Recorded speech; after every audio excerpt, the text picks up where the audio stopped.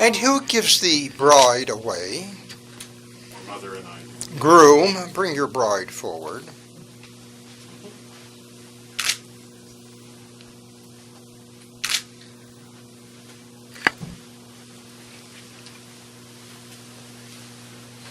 Please stand next to the bride, and you'll stand next to the groom, sir.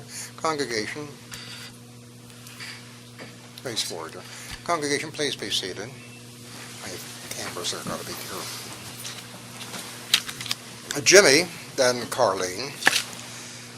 Before the exchange of rings and the marriage vows, I do want to take a moment to extend a very warm welcome to you, maid of honor, best man, and all of you in the congregation. Family members, friends, guests, a very warm welcome to our community here. It's a very lovely one, and I sure do hope you're all having a wonderful time. It's good to see those heads bobbing up and down.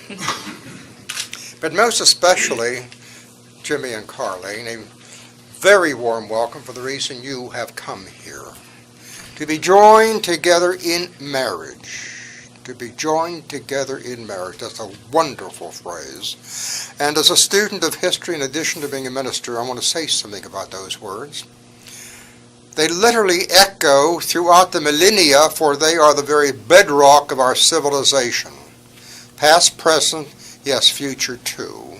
And they come with a wonderful implication. I can't tell you what that can't wait to tell you what that implication is. Namely, that you, Jimmy, and you, Carlene, shall be blessed to share together all those years that lie ahead. As your minister, I say to you, many, many, many those years shall be. Indeed, each and every one of them shall be blessed with good health, so that you may share together that precious gift of love which is yours. For the wonderful truth is, and you both know it so very well, there's not another person in this whole wide world who could possibly know as the two of you do how totally important this moment, this day, this occasion is for the two of you. And I say that only because I believe that above all, what takes place here and now is, for the two of you, most important. May I hold your flowers for you? Let me put them on the altar. Please face one another. Best man, would you please give the groom the bride's ring? Place the ring on the bride's ring finger, and as you look at your bride and she looks at you, I want you to vow unto her, I, Jimmy, promise that from this day onward, you, Carlene, shall be my wife. And Carlene, I shall always stand with you. In health and sickness.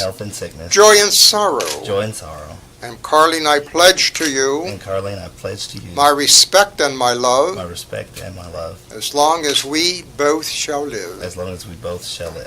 Please give the bride the groom's ring. Place the ring on the groom's ring finger, and the other hand. I, Carlene, promise that from this day onward, you, Jimmy, shall be my husband. And Jimmy, I shall always stand with you. In health and sickness. Joy and sorrow. And Jimmy, I pledge to you. My respect and my love. As long as we both shall live. Please face me. Jimmy and Carlene, the two of you, have now consented together in marriage by doing two things.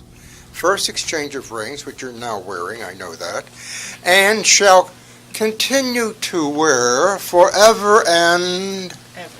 Exactly, yeah, well spoken. Then one more very lovely thing, the marriage vows. You share them so beautifully. I want to say something about those words. They are sacred words, not ordinary, everyday, common words we might use in ordinary, everyday, common conversation. And I say this to you because we seem to be living at a time when the word sacred is used, abused, and misused everywhere.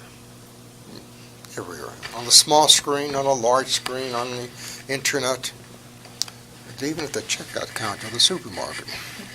you know what I mean. But not here, children. The word sacred here is intact today, tomorrow, and every day thereafter. I'll tell you why. I know you'll agree with me.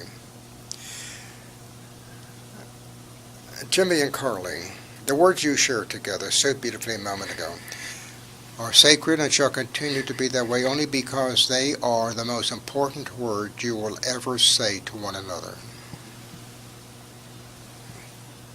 There'll be a lot of conversation from this day on, for many, many years to come. All kinds of conversation. All kinds of conversation.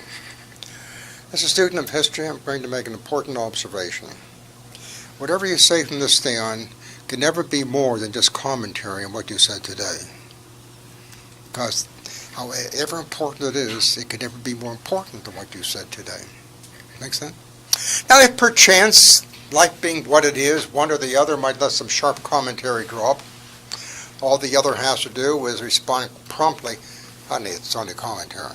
It can never be more important than we shared together the 2nd day of July, the year 2006. Right? As I stand here and look at the two of you,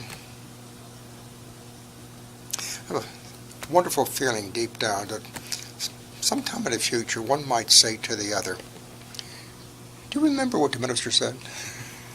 And the other might respond, who could forget? I just shared some beautiful values with you. Beautiful values with you. And I know you'll carry them with you. And if you should ever do what I just suggested might happen, remember what is, rest assured I'll be very proud of you. Okay? Good. Well, now that I've acted in accordance with the law of the state of Nevada, which I have, I trust we have at least one, maybe two